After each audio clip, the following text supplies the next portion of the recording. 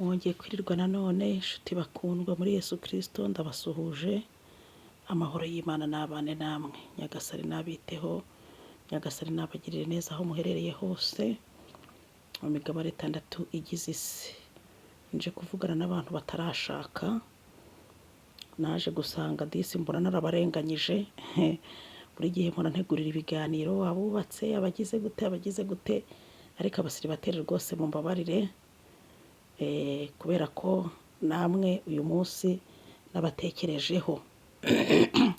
Imana ishimwe. Nje kugira ngo dukore aka gateste, aka karituweri ushobora kugapinga ukagira ngo ntabwo gakora, ariko ndakubwiza ukuri ko aka kantu ugakore nka exercice, mbese unahinyuze n'ibyo ndi kwigisha, sibyo? Ntabwo nafata umwanya wo kwigisha bino bintu, mfata umwanya wanjye wo kurikodinga, wo gukomvatinga, kwa uploadinga, nzi ko ngiye kubigisha ibintu bidafite resultat biri bubahe. Hari n'abajya bagira ngo nje naje gushaka views, hoya. Hari ama content menshi umuntu ashobora gukora, mujya muyabona ku yandi ma YouTube atuma abantu barebwa pe.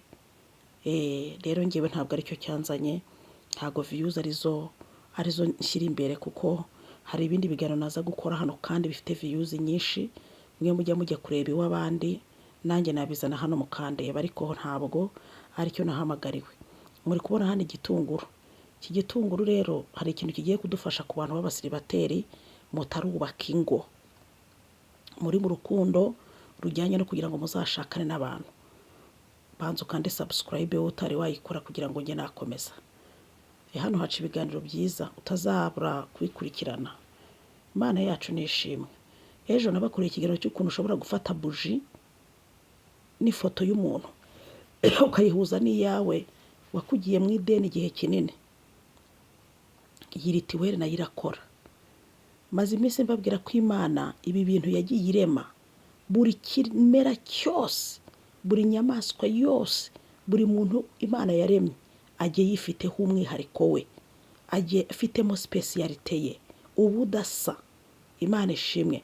Ndetse mbaha n'urugero ndababwira nti nk'abantu babyara abana b'impanga, muzarebe iyo bagiye gufatisha ibikumwe fingerprint, ntabwo nubwo ari impanga bafite ibikumwe bisa, kubera iki buri muntu afite akantu Imana yamuremanye k'umwihariko.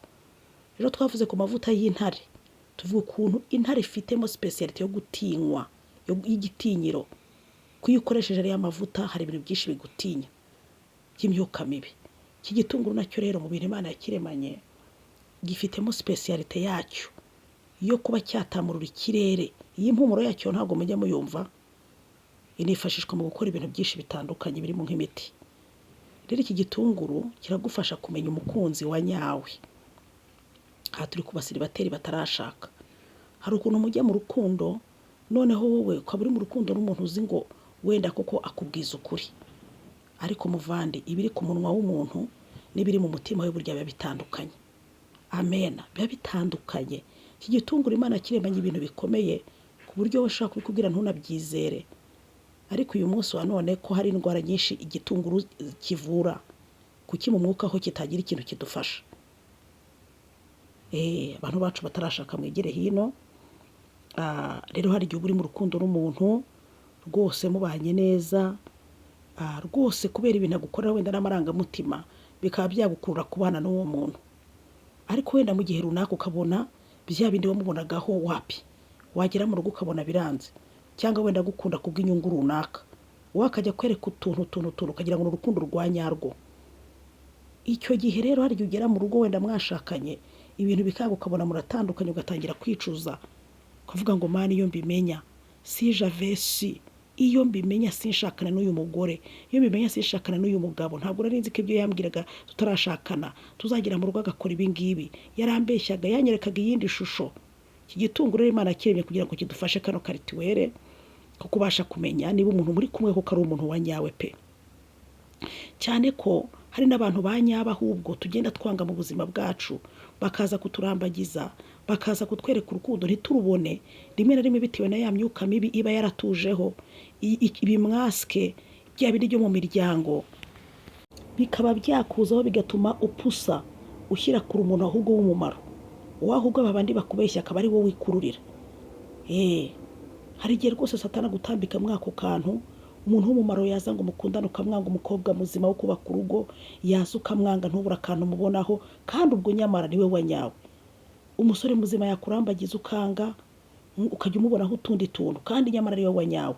Ahubwo babandi bakubeshya beshya bagushukashuka, bakwereka utuntu turyohereye, bakubwira amagambo asize umunyu n'urusenda, akaba ari ugenda wirukanka inyuma. Nyuma y'igihe gitoya ugeze wenda mu rugo ugasanga ibintu birapfapfanye, akagutera igikomere ukicuza impamvu wagiyeyo. Wenda bagiye mwebwe nyine hari igihe mutumvishira isomo, ariko ubu ngubu abana bacu bakiri inyuma mwebweho kabafasha. Igitunguru kizagufasha kumenya umukunzi wa nyawe utakuryarya, wanakubwira ngo ngushyire mu rugo ukaba wakemera, hamwe no gusenga Imana. Fata igitunguru cyawe rero, iyi ritiwe rikorwa nijoro ugiye kuryama, ugafata igitunguru. Ntabwo ari cya gitunguru kimwe gisanzwe wa muvandimwe we, kigoya ni igitunguru kino cyiza ku buryo atari cya gitunguru uzarambika hariya nyuma y'iminsi 2 ngo kibore. Wamubona ko hari ibitunguru bimeze nk'ibifite ibizi, urambika hariya wanatinda kubyarika ugasanga byatangiye kubura inyuma. Hari udutunguru twiza dukomeye ku buryo wakibika n'ibyumweru 3 kitari cyabora. Icyo nicyo tuzakoresha rero. Uzagikoresha gute? Uzagifata nijoro ugiye kuryama, nurangiza ugifate mu kiganza ugisengere. Nababwiye ko umutongera ari gukora, uvuge ngo wagitunguruwe waremwe n'Imana, imbaraga ziri muri wowe. Ndashaka kumenya umukunzi wa nyawe muri iri joro, ndashaka unyereka umukunzi wa nyawe muri iri joro. Ushobora kugifata ukagisaturamo 2 ntutandukanye, cyangwa se ukakihorera gutya, warangiza ukagishyira munsi y'umusego, cyangwa bafite ya misego bararaho mukagisosezamwe imbere, warangiza ukiryamira.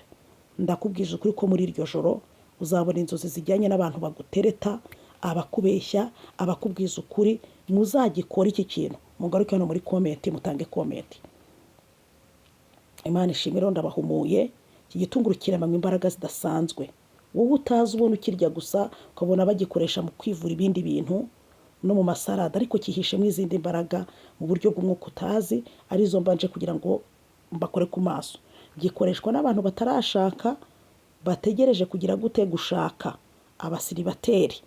Bizatuma umenya inshuti ya nyayo, kuko hari igihe unarota inzozi ugasanga satani yazivangavanze, ugasanga wa muntu w'umugisha niwe ahubwo uteye umugongo. Shalom.